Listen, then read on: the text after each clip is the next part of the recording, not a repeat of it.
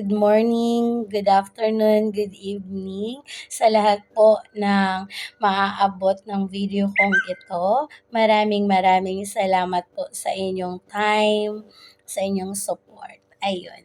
So, ginawa ko po ang video ito upang batiin po yung isang tao na nagbibigay ng inspirasyon sa amin. Ayun, happy birthday po. Hangad po namin na ipagkaloob po sa inyo ang lusog ng pangangatawan at dinggin po nawa ang hiling ng inyong puso. Patuloy po kayong maging inspirasyon po sa amin. Sa kabila po ng inyong kalagayan, nagagawa nyo pa rin po yung biyaheng pagmamahal. Maraming salamat po sa mga sponsors nyo po para po ipakita na kahit ganyan po ang inyong kalagayan, may magagawa po kayo. How much na kami na normal na nakakalakad, normal na nakakapagtrabaho, normal na nagagawa ang lahat. So, wala pong magiging hadlang para gawin din po namin yung ginagawa nyo po. Isa po kayong mabuting halimbawa, mabuting inspirasyon para sa amin. Nagbibigay po kayo ng lakas ng loob sa amin na magpatuloy na mangarap, magpatuloy sa aming abot kamay na pangarap.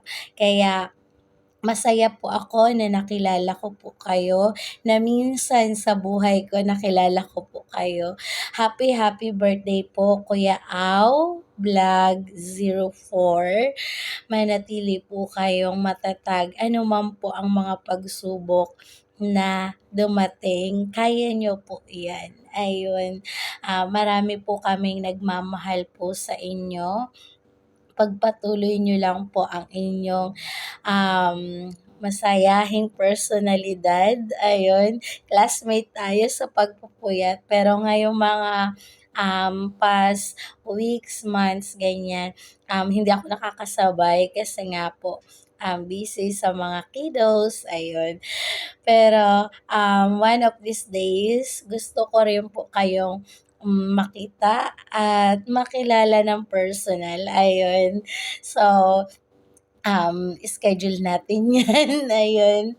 Pero, ayun, sana po, wag po kayong susuko. Ayun. Nasa ano nyo naman po yun, nasa content nyo na mapapagod pero hindi susuko. Ayun. Naniniwala po ako na kaya nyo po yan. At kaya po kayo pinagkalooban pa ng sinasabi nyo nga pong second life para po maging inspirasyon sa amin na magpatuloy na mangarap, magpatuloy sa buhay, anuman po ang pagsubok na pagdaanan. Hindi naman po ibibigay sa atin yung pagsubok na ng ating Panginoong Diyos, hindi ibibigay sa atin kung hindi po natin makakayanan. Along the way, masakit, mahirap, pero matatapos din yun. So, hindi lunas yung kitilin natin ang ating buhay para matapos yung pinagdadaanan nating problema, kundi humanap tayo ng solusyon para malunasan yung pagsubok na yon. So, kapit lang tayo sa panalangin at samahan natin ang gawa. Matatapos at masosolve din yung problema. Ayun. So, wala po akong maibibigay na regalo, kundi ang ganitong mga pagbati. Alam ko po na kulang ito, pero naniniwala po ako na hanggat may YouTube, mapapanood pa rin po itong aking video. Kaya ayun, ito po yung aking remembrance sa inyo pong kaarawan, Kuya Au Vlog 04. Maraming salamat po sa inyong pagpapalakas ng loob sa amin. Highly appreciated po talaga.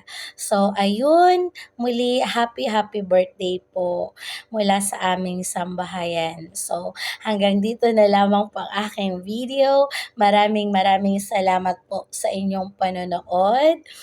Highly appreciated. Bye-bye!